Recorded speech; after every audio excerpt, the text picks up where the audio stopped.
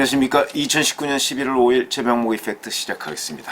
오늘은 국정원 얘기 좀 해보겠습니다. 국정원이 어제 국회 정보위원회 국정감사에서 이렇게 얘기했습니다. 자, 미국과 북한의 정상회담 가능성에 대해서 12월을 목표로 북미 정상회담을 하고 있는 것으로 파악하고 있다. 그러면서 10월 5일 스웨덴 스톡홀름 본격 협의에서 스톡홀름에서 회의를 했는데 거기서 서로의 입장을 탐색한 만큼 이제 본격 협의에 들어갈 시기가 됐다. 늦어도 12월 초까지 만날 것으로 예상된다. 이렇게 얘기했습니다. 자, 이 부분과 관련해서 이게 다 나온 얘기입니다. 다. 뭐 10월 5일 뭐 스웨덴 스톡홀름에서 그 미국과 북한이 협상을 벌였다가 거기서 노딜이 있었죠. 그리고 서로 비난전, 특히 북한이 미국을 비난하고 미국은 앞으로 다시 만날 것으로 기대하고 있다. 이렇게 얘기하고 있는 상황이었는데 그 상황 뭐 다 아는 얘기인데 그거를 이제 그때 10월 5일에 이렇게 노딜이 됐으니까 다시 만날 때쯤이 되지 않았느냐 이렇게 얘기를 했는데 자, 이게 얼마나 맞는 얘기인지 우선 잘 모르겠고 왜 그러냐면 2월 말에 하노이 노딜이 있었죠. 그 이후에 무슨 일이 있었습니까? 미국은 계속해서 만나자고 했는데 북한은 만남을 피해왔습니다. 그러면서 자, 연말까지 새로운 세법을 들고 나와라 이렇게 얘기를 했습니다.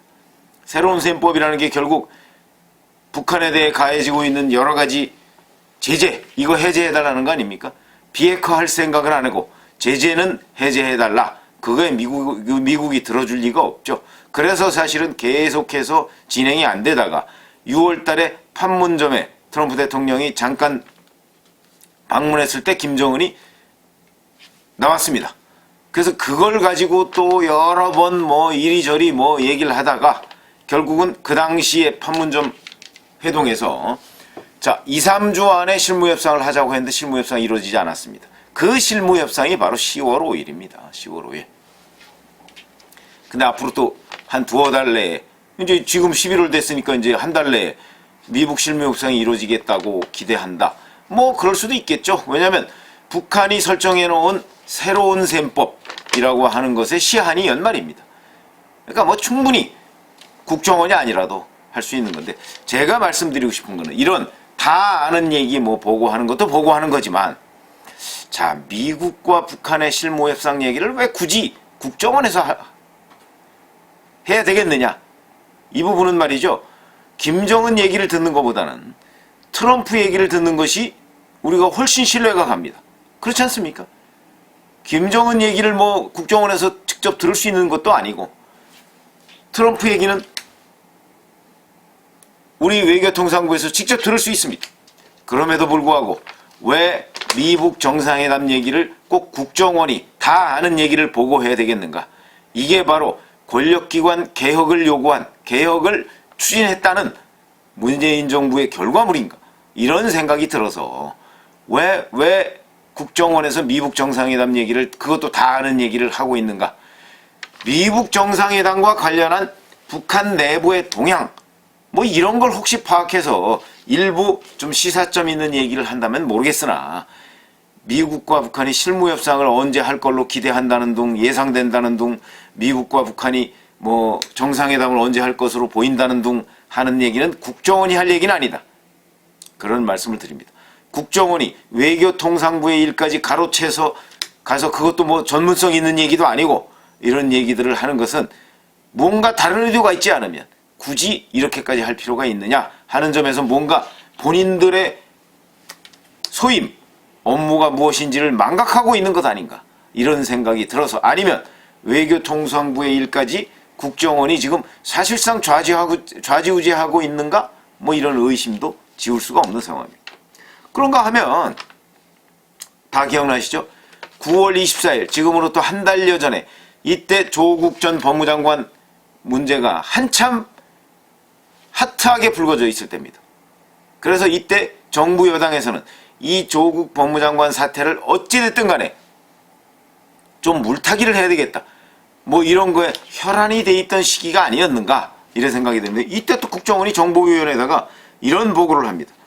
11월 한 아세안 특별 정상회의 때 김정은 북한 국무위원장에 참석 가능성이 있느냐?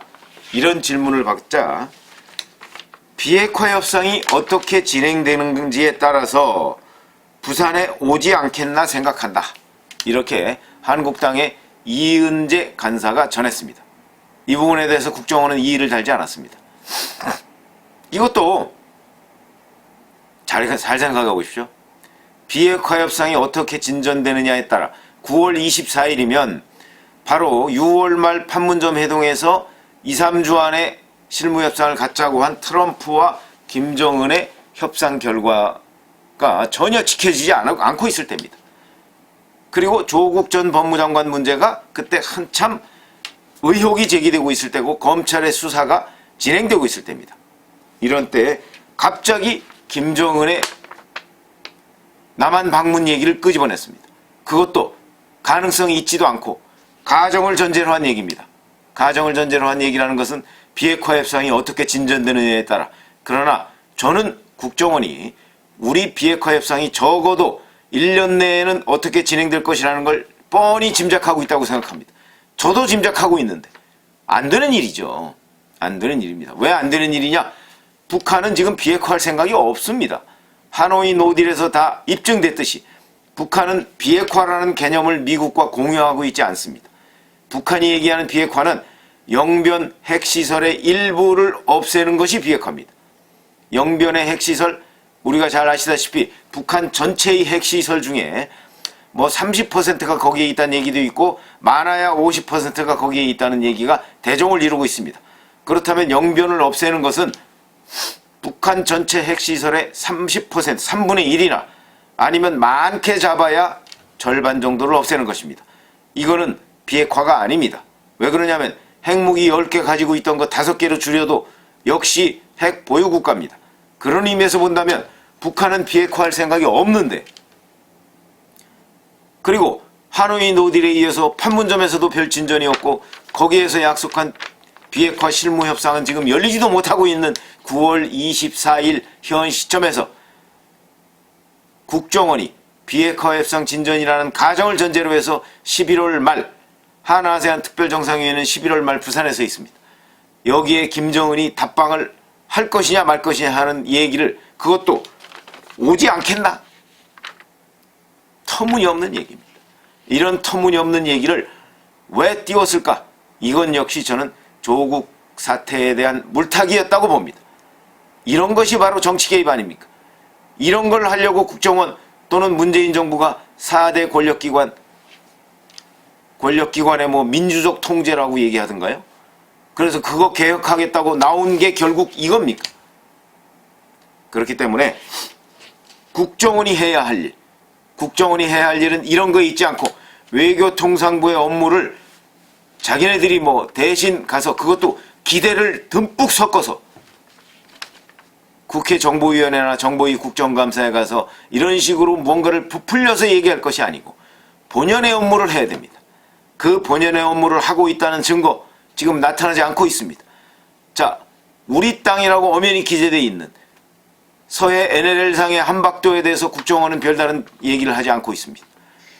국정원 틀림없이 거기에 대해서 정보 파악을 하고 있을 텐데 뒤로 물러서 있습니다. 왜 이런 일에 대해서는 이게 우리 땅이고 거기에 북한이 어떠한 군사시설 설치해왔고 우리 정부가 이에 어떻게 대응하고 있다, 국방부는 어떻게 대응하고 있고 국정원은 어떻게 대응하고 있다, 왜 그걸 얘기해서 국민들을 안심시키지 못하고 있습니까? 또 하나, 최근에 북한은 3번째로 초대형 방사포를 쐈습니다. 지난 2번은 약간은 실패였거나 아니면 완전 실패한 것으로 보이는데 이번에는 성공한 것으로 보입니다. 이 방사포 600mm입니다. 600mm면 지금까지 중국과 러시아도 성공하지 못했던 초대형 방사포입니다. 방사포와 미사일이 별 차이가 없는 지경으로 지금 발전돼 가고 있습니다. 우리한테 이것이 왜 중요하냐? 미사일은 연발로 쏠 수가 없습니다. 미사일 그 포신을 봐서 아시겠지만 미사일은 포신이 이 발사포대가 하나입니다. 그거로 해서 쏘고 준비해서 다음을 쏴야 되기 때문에 이 쏘는 간격이 굉장히 떠 있습니다. 대신 미사일은 또 기본적으로 이 발사 각도가 꽤 높습니다. 그러니까 이런 부분에 관해서 우리가 뭐 패트리어트나 아니면 여러 가지 그 미사일 방어 체계로 막을 수가 있습니다. 그런데 방사포 그 쏘는 거 한번 보셨죠? 뭐 이렇게 여러 발, 뭐 심지어는 뭐 20발까지 있고, 이 초대형 방사포의 경우에 뭐 6발, 8발 정도가 이렇게 한 세트로 되어 있습니다. 여기에서 한꺼번에 쏩니다. 그러니까 불과 몇 초 간격으로 쏩니다. 우리 미사일로 대응이 어렵습니다. 대응 사격이 안 되고, 그 다음에 이 요격이 안 됩니다. 뭐 정의용 대통령 안보실장은 충분히 대비책이 있다고 얘기하지만 그건 정의용 안보실장 얘기고, 제가 보건대는 국방을 잘 모르는 정의용 안보실장이 그냥 우긴다고 하는 얘기고, 실질적으로는 우리는 대응이 잘 안 됩니다.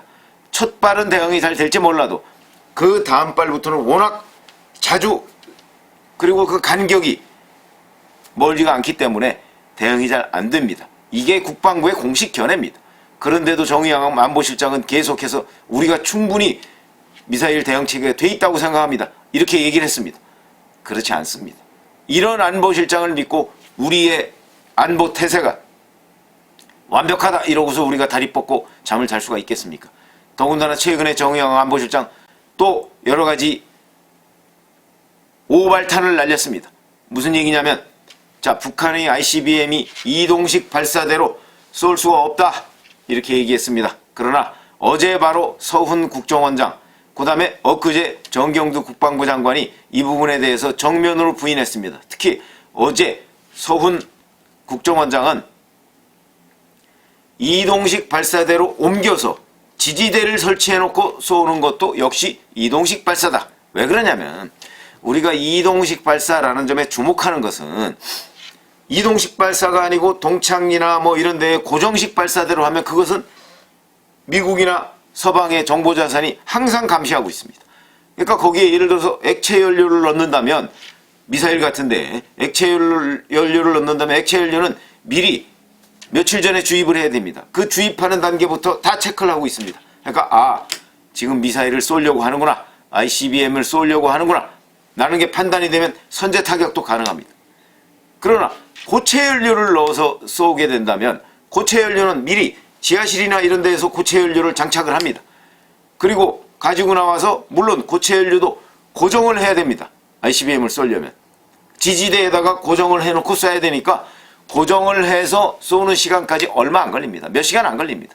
그러다 보니까 탐지가 어렵고, 탐지를 하더라도 이미 선제 타격이나 이런 대응을 하려고 하면 상당히 어렵습니다. 우리가 시간을 확보하기 어렵다는 것이죠.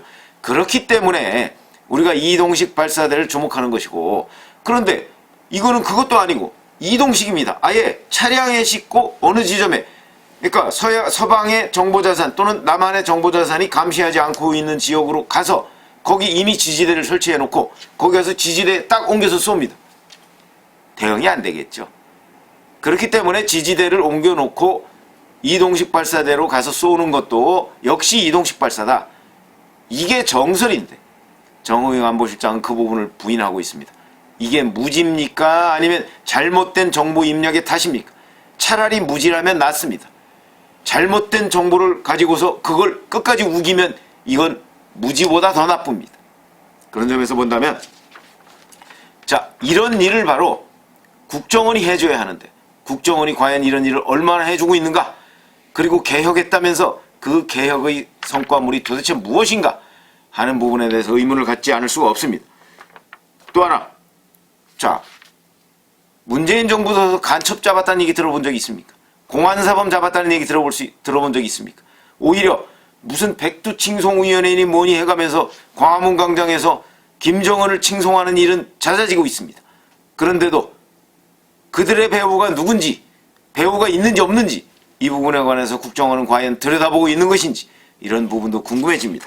이런 가운데 국정원이 내년에 안보비, 옛날에 특수활동비죠, 특수활동비를 30% 증액했습니다. 자, 이 증액한 이유가 무엇입니까?